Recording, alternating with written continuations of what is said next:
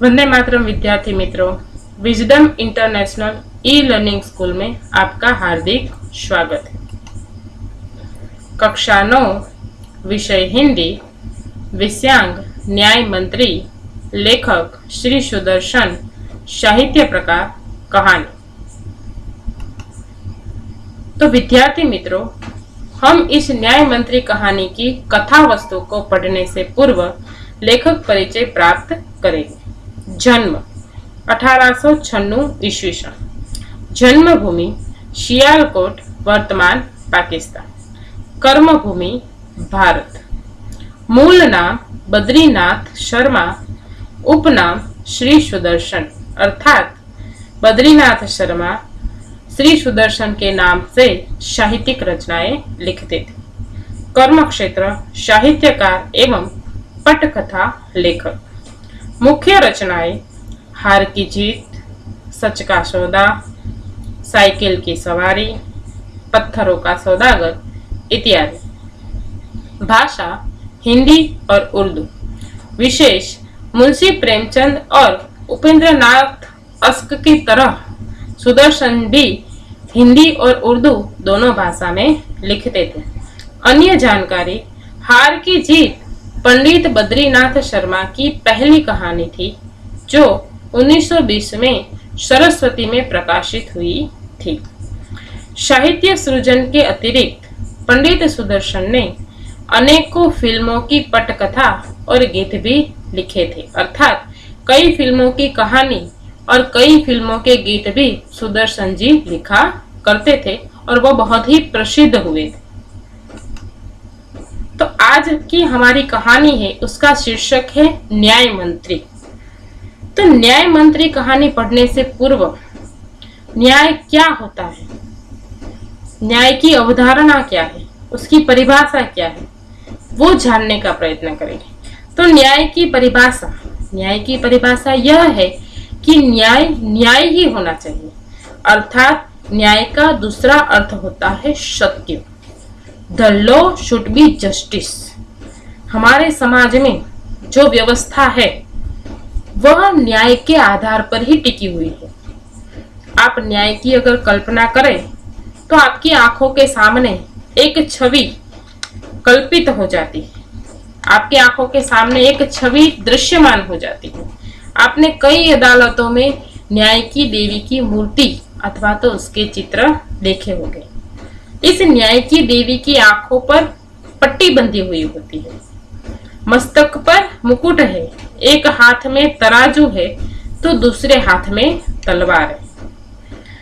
तो उस न्याय की देवी पर, उसकी आंखों पर जो पट्टी बंधी हुई है, उसका मतलब क्या होता है कि आंखों पर पट्टी बांधने का अर्थ होता है सबको एक जैसा मानना, निष्पक्षता। न्याय किसी का वर्ग नहीं देखता, राजा हो या रंग, न्याय सबके लिए एक समान है। उसके हाथ में जो तराजू है, उस तराजू का क्या मतलब होता है? तो तराजू का मतलब होता है कि किसी भी विषय या व्यक्ति के गुण दोष को तोलना और फिर उसके बाद निर्णय लेना। और दूसरे हाथ में जो दोधारी तलवार है, उस तलवार का अर्थ क्या होता है कि वो तलवार न्याय के लिए उठती है। तो न्याय व्यवस्था का मुख्य आधार सिर्फ विवादों को सुलझाना नहीं होता, बल्कि न्याय की रक्षा करना है। और न्याय की रक्षा किस हद तक हो सकती है वो उस न्याय मंत्री पर आधार रखता है। तो न्याय मंत्री, तो इस कहानी में हम एक ऐसे ही न्याय मंत्री के बारे में जानकारी प्राप्त करेंगे, ऐसे ही न्याय मंत्री की कहानी सुनेंगे जो सत्य के मार्ग पर चलने वाला है और निष्पक्ष न्याय करने वाला है। तो सबसे पहले हमारे मन में यह सवाल उठता है कि न्याय मंत्री कैसा होना चाहिए। तो न्याय मंत्री सच्चा और निष्पक्ष होना चाहिए, उसे अपने कर्तव्यों का बोध होना चाहिए, उन कर्तव्यों को पालन करने की दृढ़ता उसमें होनी चाहिए और साथ ही साथ उसे दंड विधान का भी ज्ञान होना चाहिए। न्याय मंत्री जो होता है वो न राजा देखता है और न रंक देखता है, उसके लिए तो सब एक समान होते हैं। तो आइए विद्यार्थी मित्रों, हम एक ऐसे ही न्याय मंत्री के बारे में जानेंगे जिसका नाम है शिशुपाल। तो सबसे पहले न्याय मंत्री कहानी का सारांश, संक्षिप्त सारांश कि न्याय मंत्री शीर्षक कहानी महान कथाकार श्री सुदर्शन की श्रेष्ठ और चर्चित कहानी है। इस कहानी में यह बतलाने का प्रयत्न किया गया है कि सम्राट अशोक के शासन काल में शिशुपाल एक निर्धन ब्राह्मण था। मतलब कि यह जो कहानी है वो पाटलिपुत्र के राजा सम्राट अशोक के समय की कहानी है। सम्राट अशोक अपने राज्य में एक सत्य के मार्ग पर चलने वाले न्याय मंत्री की तलाश में थे, एक तटस्थ न्याय मंत्री की तलाश में थे। और उसी के शासनकाल में शिशुपाल नामक एक निर्धन और गरीब ब्राह्मण रहता था। इसके साथ ही वो जो ब्राह्मण था वो कैसा था? न्यायप्रिय, निर्भीक और लोकप्रिय व्यक्ति था। शिशुपाल के यहाँ अतिथि के रूप में रहकर सम्राट अशोक ने उसकी उस अद्भुत योग्यता को परखा। मतलब कि सम्राट अशोक उस शिशुपाल के घर अतिथि का रूप लेकर गए और फिर उसका जो यह गुण था न्यायप्रियता उसको परखा। उससे प्रभावित होकर उसे न्याय मंत्री के पद पर नियुक्त किया। उसके न्याय मंत्री बनते ही राज्य में सुख शांति का वातावरण फैल गया। मतलब कि सम्राट अशोक ने शिशुपाल को क्या बनाया? न्याय मंत्री। और उसके न्याय मंत्री बनते ही चारों ओर सुख और शांति छा गई। शिशुपाल का जो न्याय था वो अंधा और बहरा, जो न सूरत देखता है और न कोई सिफारिश सुनता है।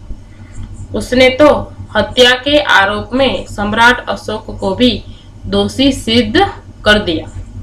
मतलब कि शिशुपाल इतना तटस्थ न्याय मंत्री था कि उसने सम्राट अशोक को भी नहीं छोड़ा। उसकी गलती होने पर उसने उसे भी दोषी सिद्ध कर दिया और फिर उन्हें मृत्यु दंड के रूप में सजा भी सुना दी। उसकी जो यह न्यायप्रियता और राज्य भक्ति है वो वर्तमान समय में अनुकरणीय है, हमारे लिए एक संदेश देती है। हमारे लिए जो कहानी है वो प्रेरणा रूप कहानी है। तो आइए विद्यार्थी मित्रों, हम न्याय मंत्री की कहानी की कथा वस्तु को पढ़ेंगे।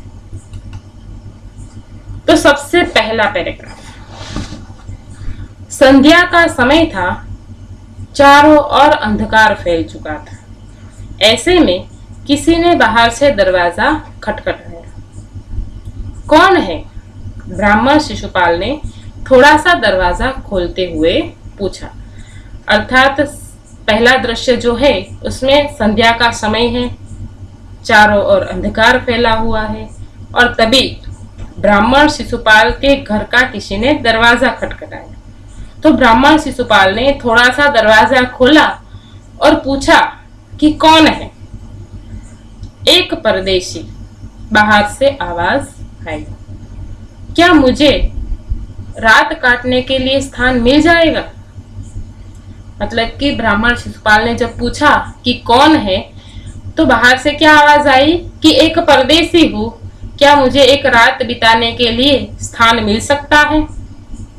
जैसे ही शिशुपाल ने पूरा दरवाजा खोला कि उनके सामने एक नवयुवक खड़ा था। मतलब कि शिशुपाल ने अपने घर का पूरा दरवाजा खोल दिया और उन्होंने देखा कि एक नवयुवक उसके सामने खड़ा है। उन्होंने मुस्कुराकर कहा कि यह मेरा सौभाग्य है, अतिथि के चरणों से यह घर पवित्र हो जाएगा, आइए पधारिए। मतलब शिशुपाल ने उस अतिथि का स्वागत किया। उसने क्या कहा? मुस्कुराते हुए कि मेरा सौभाग्य है कि आपके चरणों से मेरा घर पवित्र हो जाएगा, आइए पधारिए, मैं आपका स्वागत करता हूँ। यहाँ पर श्री सुदर्शन ने अतिथि देवो भव इस धर्म को हमारे सामने रखा है, जो भारत का सर्वश्रेष्ठ धर्म है। अतिथि देवो भव सबसे बड़ा गुण। तो यहाँ पर ब्राह्मण शिशुपाल के अंदर भी आतिथ्य, आदर सत्कार की भावना दिखाई देती है। अतिथि को लेकर शिशुपाल घर में गए और उनका आदर सत्कार किया। फिर दोनों उस समय की देश की व्यवस्था पर बातें करने लगे। मतलब कि शिशुपाल उस अतिथि को लेकर घर में गए और फिर उनका आदर सत्कार किया और भोजन आदि समाप्त करने के बाद दोनों आपस में बातें करने लगे और उस बात का विषय था देश की तत्कालीन व्यवस्था। आज देश की क्या अवस्था है उस विषय पर वो दोनों बातें करने लगे। शिशुपाल ने कहा कि आजकल बड़ा अन्याय हो रहा है, परंतु परदेसी इस बात से सहमत न था।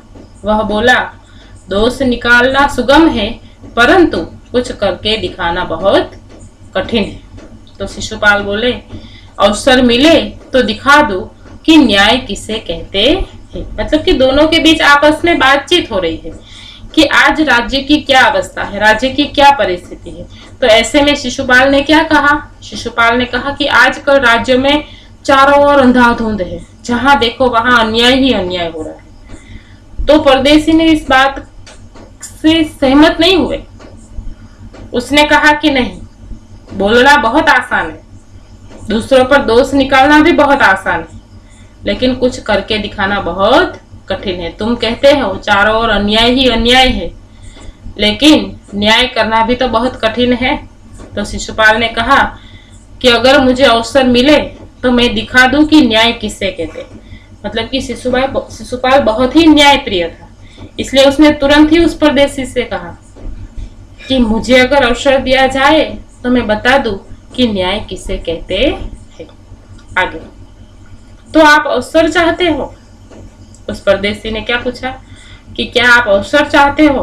तो शिशुपाल ने कहा कि हाँ, अवसर चाहते हैं। तो उस परदेसी ने कहा, क्या फिर कोई अन्याय नहीं होगा?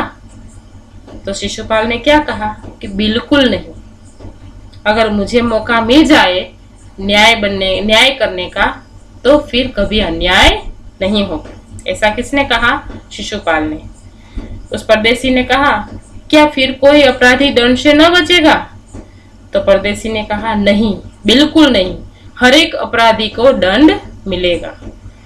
तो परदेसी मुस्कुराने लगे और उसने मुस्कुराकर कहा कि यह बहुत कठिन काम है। मतलब कि न्याय के बारे में बड़ी बड़ी बातें करना बहुत ही आसान है कि मैं बहुत अच्छा न्याय करूंगा, कोई भी अपराधी मुझसे बचा नहीं रहेगा, सबको दंड मिलेगा, लेकिन यह काम करना बहुत कठिन है। इसलिए वो परदेसी मुस्कुराया और उसने कहा कि ये बोलना बहुत आसान है, जितना बोलना आसान है उतना ही करना कठिन है।